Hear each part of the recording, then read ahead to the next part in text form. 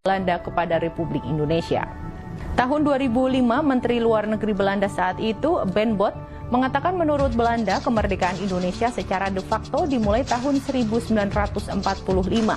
Tetapi secara resmi Belanda masih menggunakan tanggal 27 Desember 1949 saat terjadi serah terima kedaulatan dan Belanda melepaskan klaimnya atas Indonesia. Antara tahun 1945 dan 1949, Belanda mengobarkan perang untuk mendapatkan kembali wilayah jajahan di Hindia Belanda yang saat itu sudah merdeka menjadi Republik Indonesia.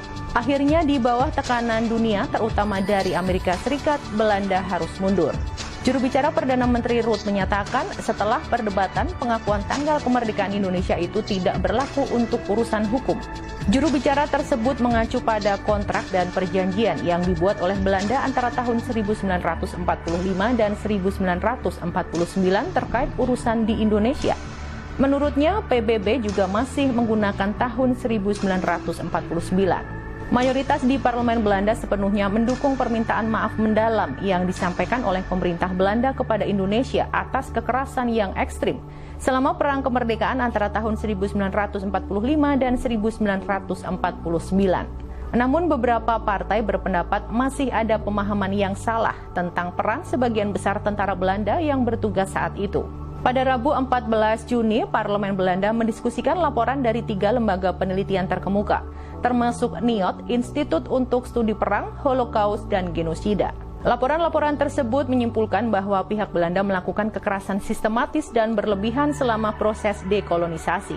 Desa-desa dibakar, rakyat mengalami penyiksaan dan dieksekusi mati tanpa proses pengadilan. Lebih dari 75 tahun sejak saat itu, perpisahan dengan apa yang dulu disebut Hindia Belanda masih menyentuh perasaan dalam masyarakat. Dan hal itu juga terjadi di parlemen Belanda. Beberapa anggota parlemen yang berbicara mengacu pada pengalaman keluarga mereka yang tinggal di Indonesia, yang dulu disebut Hindia Belanda atau bertugas sebagai tentara. Misalnya, Roelof Bishop dari partai SGP menjadi terharu ketika ia bercerita tentang ayahnya yang sebagai tentara wajib militer menjadi saksi eksekusi yang dilakukan seorang sersan Belanda, yang menurutnya menegangkan karena semua adalah tindakan perang. Namun pemerintah Belanda mengatakan kekerasan tersebut dapat dianggap sebagai kejahatan perang menurut definisi saat ini. Tetapi salah satu parpol di Belanda, yaitu D66, ingin agar pemerintah melakukan lebih banyak langkah untuk memberikan kompensasi kepada keluarga korban di pihak